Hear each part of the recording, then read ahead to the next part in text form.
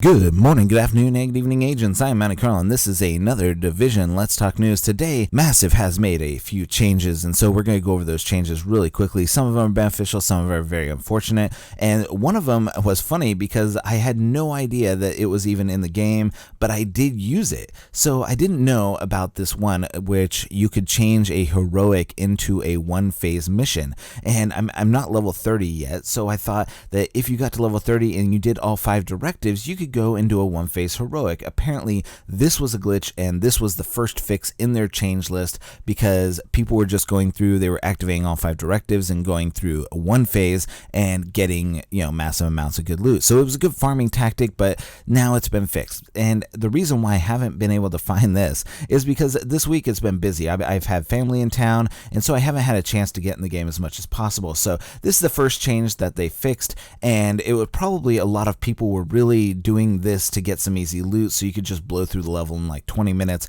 Massive was on top of this fix quickly, probably because of some of the other changes that they implemented today. Now, the change that I'm talking about that is most important to you that you want is the directive mission loot will now drop all gear sets from all the way back from 1.1 to 1.2, which means you could potentially get all of your sentry gear from the underground. This is a huge step in the right direction because nobody likes Falcon's Lost. It has a 0 fun factor for anybody who's ever done it, and most of the gear everyone wants right now is from Falcon Lost. I'm sure Massive will see a massive drop in people running that and push people back to the underground. The drop rates on these new gear pieces, that's what I'm really interested in because I really want to know what the drop rate is for anything outside Blind and Firecrest because those seem pretty low. With the amount of gear sets out there, I would suspect that they would have to boost the drop rate for all of the gear sets instead of just making it Blind and Firecrest stuff.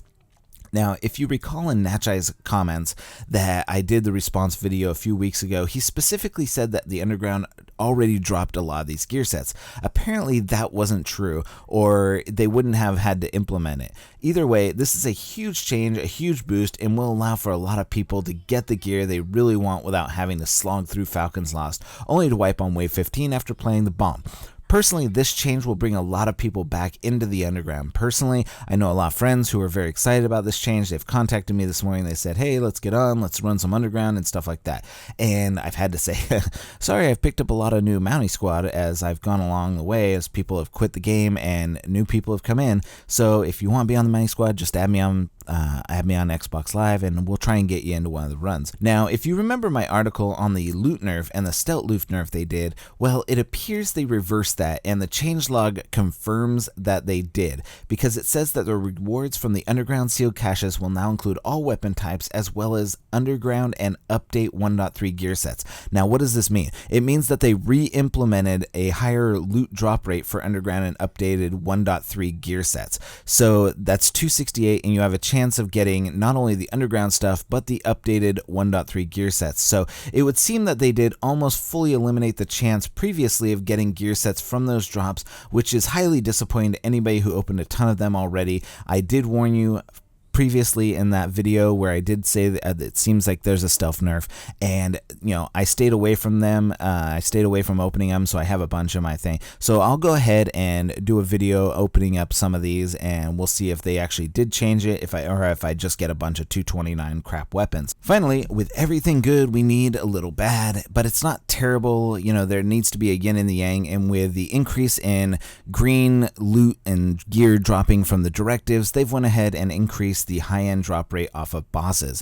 Now, why is this disappointing? Well, the drop rate is already super high off the bosses. Maybe 1 in 10 runs yields a green. Maybe if you're lucky, you get 1 in 5 runs, something to that effect. But increasing the high-end loot dropping off of bosses is kind of a ridiculous thing to do. I know that you're saying that, oh, well, they already drop high-end stuff. Well, that's really all they drop right now. I mean, if you've ever run through these and you've done several missions, really, you only are getting these high-end loot drops, and I personally have no idea why they would do this. I personally find it ridiculous. First off, they only drop high-end or mint gear. There's no in-between. There's no purples, there's no blues that drop, so why would you increase the high-end drop rate of gear?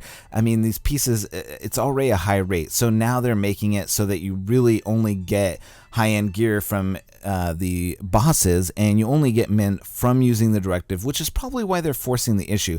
Personally, I would have liked to see a decrease in high-end gear and an increase in mint drops off the bosses. It's bad enough anything but the directives are dropping high-end gear at a substantial rate. I mean, you get high-end gear from the box at the end. Why do I want just several high-end garbage gear sets? I mean, this really works in your favor, so don't let me discourage you. It really works in your favor to get these gears because you can sell them and you get a pretty good rate of return on your money for them. So you're really going to do it. But it's another test just to see maybe there's going to be a stealth fix in scavenging. So, into the underground I go with my nomad gear and see if there's any fixes to scavenging in the works that we need to know about in the back end. That would be actually cool. I would definitely like to see them increase the high-end drop rate and make it so that scavenging is a factor in getting a green from the bosses at the end, which is probably not true, but let's go ahead and see.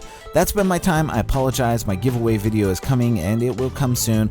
We'll be getting that up as soon as possible. It's coming. I promise you. We'll have Underground DLC for you guys in the next video. Thank you again for watching, and if you found this video informative or entertaining, please drop a like and consider subscribing to our channel for the latest news and information as it's made available in the Division. For all of us here at the Let's Talk News, I am Mounty Carl, and we'll see you in the Underground. Agent out.